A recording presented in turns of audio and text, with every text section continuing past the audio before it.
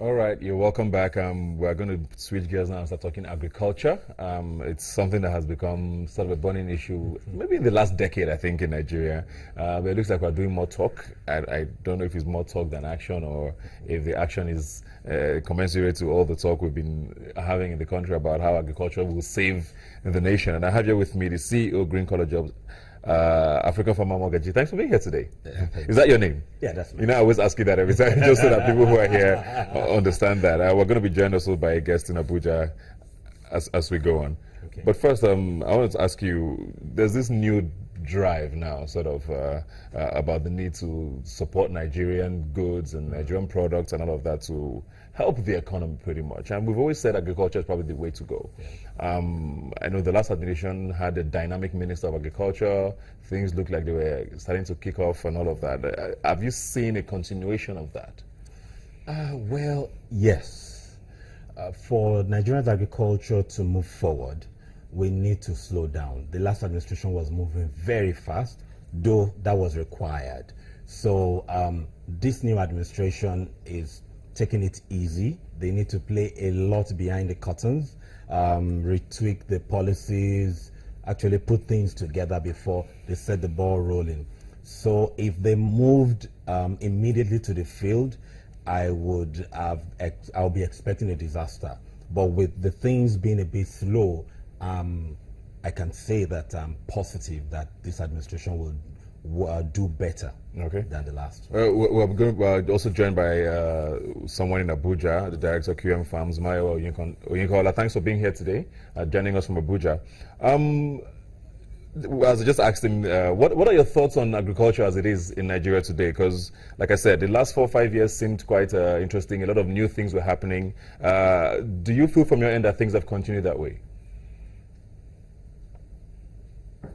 I think agriculture as it is right now, and we are getting it to the youth, and youth's involvement is getting much more appealing. Agriculture is getting much more appealing to the youth, and with this, it gives a foresight for our nation being sustainable in agricultural production. I think if we get more youths involved in agriculture like this, we will get it right, but we have to get it slow. We don't have to like rush it. Yeah. How do we get more youth? Well. How do we do that? Because I mean, you just made a very good point there, and it's something we've all talked about. Where we need more young people in the farms. Young people are migrating more to urban centers, and it looks like more women are doing rural farming. Or how do we get more young people attracted into farming or agriculture as a whole? I think the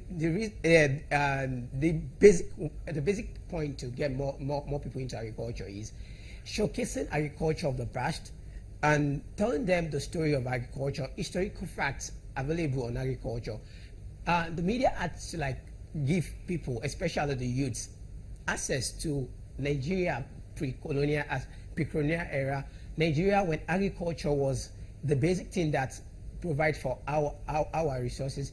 And they have to like showcase youths of today that are involved in agriculture, the active youths in agriculture, their deeds and their plausible ways. I think this will make more youths come to agriculture, and it will make it appealing to everyone. Okay, come back to you now, African Farmer. We see a lot of banning of things in Nigeria, and it's almost like every new government comes in with their own list. Yeah. Are those things actually, do they work? Is it a good way of growing local farming, really? The honest truth is that it's not. Why do I say so? Take, for instance, our grains. The reserves, the grains, the reserves, the silos are empty. So placing a ban on like grains, some grains and coal, when we don't have any reserve, is disaster. Okay, so what I would expect is to say in the next 2 years, there's going to be a ban on this. And so they focus on local production, empowering local production, Bank of Industry coming in, to encourage the Dangotes and co to come with strong CSR projects. So we actually develop something within 2-3 years and say, okay, at the end of 3 years, this will be banned. So people would actually have enough to produce. We will have our grain reserves. We would have like rice. We will have enough rice to take us for a whole year before we begin to ban. So the banning, yes, is supposed to help, but it will create an initial instability. The chicken industry, the livestock industry mostly, that we're seeing a lot of ban on importation. Quite right, bulk of what comes in is not good. However, what initiatives have been put in place practically to ensure production? Now, when government and its agencies are funding initiatives and encouraging youths and other private sectors, they fund new entrants and they leave the guys who have been weathering the storm. So why don't you fund the people who have been in the industry? Why you now bring the youths that you're giving these funds to go on an internship, so they see how it's done, and you now give them funds and they are accountable to their mentors. That way it's sustainable. But without putting these measures and systems in place, it's not going to happen. The livestock industry has the vaccines, they're not working. There are low quality vaccines in the country. So if we want to really get serious about agriculture, it's not really the ban. It's to ensure that NAFDAC ensures that the vaccines in the country are potent. It's to ensure that the quality of feed is there. So that will protect the private sector who is bringing the money. So if you now want to bring in 5 million, 10 million into the agricultural sector, you'll be faced with the challenge of buying adulterated or fake vaccines. Okay. And so at the end of the day, you are likely to face losses. So they need to first tidy up the industry so that the investors coming in, they are protected. Then we can now place a ban. You talked a lot about funding there, and the budget was just recently passed. And I wanted to talk about, the budget for agriculture. I don't know what government should be doing spending-wise, because I'm sure a huge chunk of it will be recurrence, for staff of the Ministry of Agriculture and the parastatals there. It's 29,752,546 naira, 639 kobo. 29 billion, let's call it 30 billion. Yeah. What would that do for agriculture this year? To be honest, that is low, because the government is focusing on agriculture.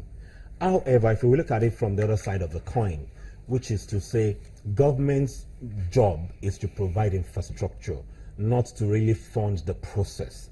Infrastructure is government's business. So if they put in the 29 billion into infrastructure development to ensure that the private sector and the active players are protected, to make things easy for them, we would achieve the goal better.